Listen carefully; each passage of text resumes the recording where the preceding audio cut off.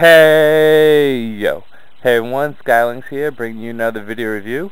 Today we'll be doing Cybertron's Megatron. Now, just to give you a clarification, this was redone up as the 20th anniversary Beast Wars Megatron. Essentially, it's the same thing. I mean, it was based off the model of Beast Wars Megatron, but on the back of the card backing, it says it's actually Cybertron's Megatron, who got affected by the jungle planet and became this guy. That's a bunch of bullshit because it never happened. I don't know why they just say it's not Beast Wars Megatron, but whatever. So let's just assume it's Beast Wars Megatron. I got this figure, I don't know why. I got him and I got the Cybertron Prime. But I don't know why I got it. Maybe I was just in a Beast Wars mode and I couldn't get the other figures. I think that was the reason. I couldn't get the actual 20th anniversary. But I was pleasantly surprised to see that this figure isn't that bad of a figure. It's actually pretty nice. I like it better than the Cybertron Prime, but he looks like a T-Rex, but he looks a lot more like a Velociraptor too. I mean, he obviously has noticeable T-Rex things, large face and head, the short arms, and the way he stands, but I mean, you can just put him into like a raptor pose. I don't know. He just looks very raptor to me. My joints are very loose on him, so I'm just going to give you a warning on that now. The one thing about this figure I really love, especially in its beast mode, is the head's posability. The jaw opens up a lot. Well, it's tight right now, but it opens up a lot, and his head is just so posable. I don't know if you guys can see that if my hand's in the way, but the head is just so posable, and it's a very nice head do. So, the color scheme on it. Well, I think the 20th anniversary had a better color scheme of the purple and the silver, I believe it was. Purple, silver, and black. I don't quite remember. The green color scheme, there's something about it I don't like. It looks like puke. I don't know. And then they throw purple in there, and that just makes it look offset even more. But whatever. He's a nice beast mode figure. He has a little Decepticon symbol there. Let's just give you an overview look.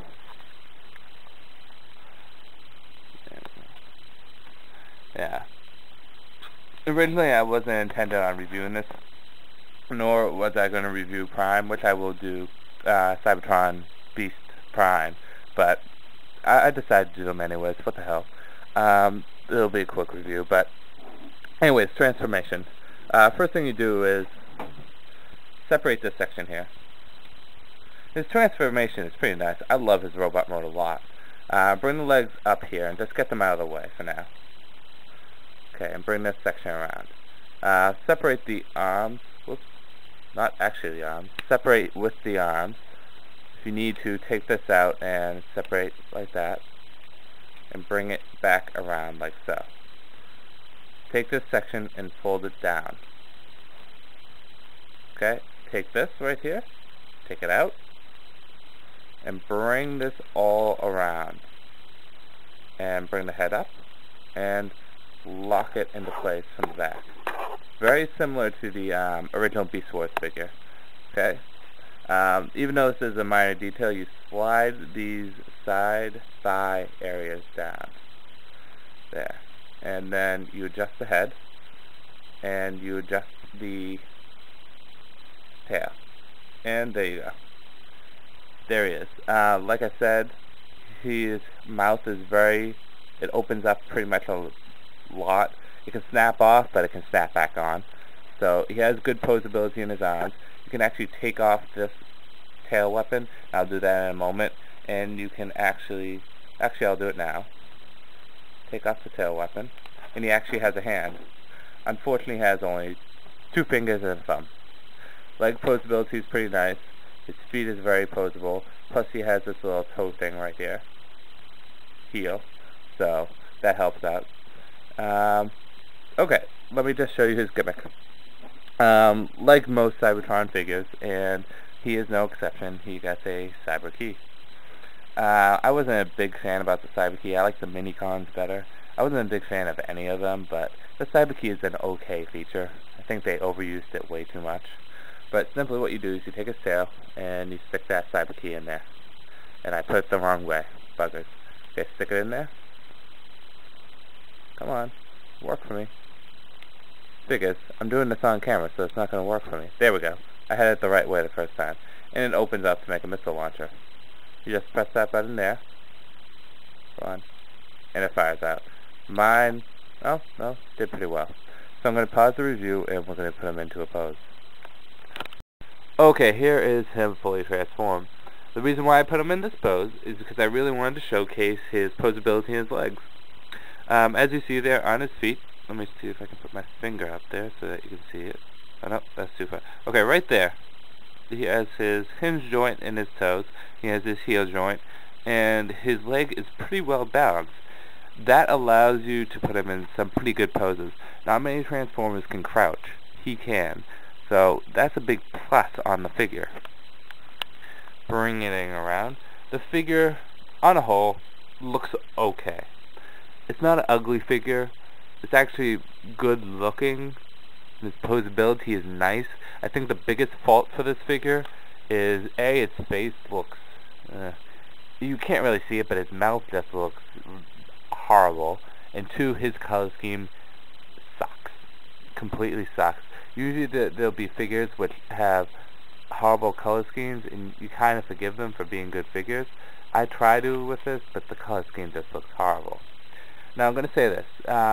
If I could go back in time, and if I could choose whether to buy this figure or not again, I would say no. I'm not saying it's necessarily a bad figure. I just don't think it's worth the $10 that it was then, and then like the $20 it isn't worth now, because it went up in price at least a little. It's really not worth it. I think the only reason why I bought him is because Toys R Us was having a 2-for-1 sale. I bought Classic Starscream and someone else, I forget who the other, Titanium Soundwave, and then I got this guy free, so I guess that's the only reason why I got him. But if I had to look back at now, knowing what I did, I wouldn't get him.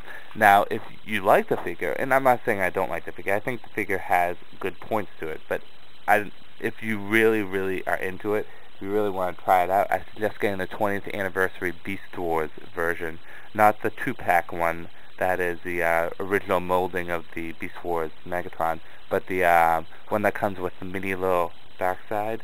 Yes, get that one, because that one is, it just has a much better color scheme to it. I mean, puke green, puke brown, and purple really don't work well with this figure. But yes, that is my opinion on it. I'm sorry I'm not putting too much effort in this review, but this is one of the few mistakes I made in Transformers. Usually I research my figures a lot before I buy them, but I really didn't put research into this, so this is one of the reasons why. Usually I give high ratings for my reviews because all my figures I like. I think they're good figures and I think they're worth buying. This one isn't one of them. But whatever. There is Cybertron Megatron.